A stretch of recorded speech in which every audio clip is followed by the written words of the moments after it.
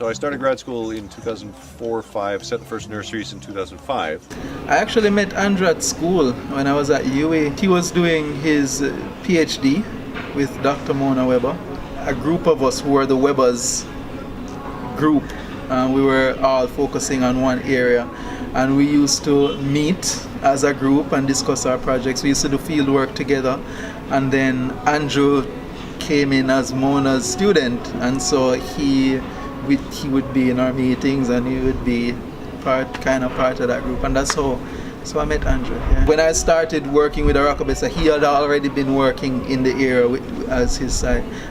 And I developed an arrangement with the Doctor's Cave Beach Club in Montego Bay in sort of 2005-6-ish, that they would pay my bills for my boat for grad school if I would help them to regrow the coral specifically at the Doctor's Cave Beach in Montego Bay. That's a small sort of members beach in Moga. And it worked really well. So we had a number of years of reasonable success. And then in sort of 2007, I was thinking, okay, we're getting good at this now. What's the next step? And and then into 2008, there's money everywhere. The world economy was booming. There were hotels being built all over the place, and I sort of thought, okay, well, let's hang a shingle and see if we can do this in a private sort of way. Chris Blackwell from the Goldeneye Hotel, he caught wind of this option. He said, we have this new hotel, we're redoing our hotel, do you think you could do this for us? Would you like to come out and talk about it? So I came out, and he signed us on. That was 2008, and in 2008 we probably had half a dozen clients circling the bait, if not on the hook. And by 2009, recession setting in, we had one with Mr. Blackwell. And he loved the idea, so he basically just kept us on. Kept the bills paid for a couple of years, which was really nice, and I really do appreciate that faith and investment and so on and so forth. But within the process of getting our licenses to grow the coral, or at least getting started with the coral, we did a presentation down here. In fact, right where we are now, we did a presentation to fishermen of what we were planning to do and why. So we were talking about cordoning off a space that would be for snorkeling, to reduce fishing and to regrow the coral and to make it pretty and use it as a snorkeling garden.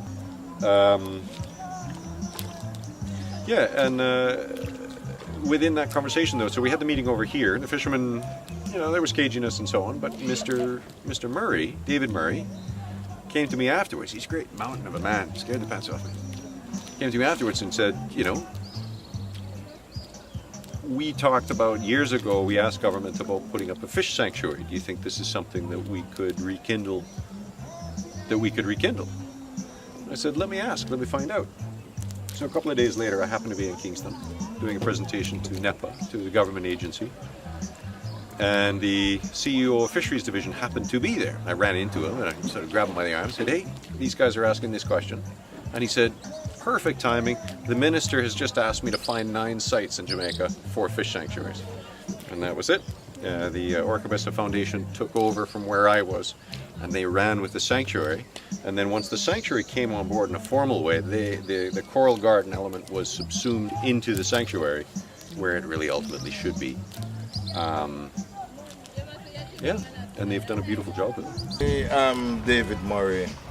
I'm the chairman for the Oracabessa Marine Trust and the chairman for the Oracabessa Fishers Association. So I'm wearing 2 caps, We build this sanctuary. We partner with the Oracabessa Foundation, So we work together as a team and make things happen. Sea Scape Caribbean is a sole proprietorship. Andrew Ross trading as Sea Scape Caribbean, registered in Jamaica. And ultimately the goal of the program, the mission is to take all of the concepts of landscaping from private, the concepts of landscaping, particularly within a tourism setting. We didn't really see any reason why they needed to stop at the shoreline anymore. Why do we not carry them on into the ocean? Because that's part of where a hotel's guests will recreate, and it's where their views are. So why is a hotel not investing in that element of landscape as well as everything else? So we called it Sea Scape Caribbean, specifically because seascaping is the is the concept note that we're trying to carry forward, the idea of the extension of landscaping into the sea.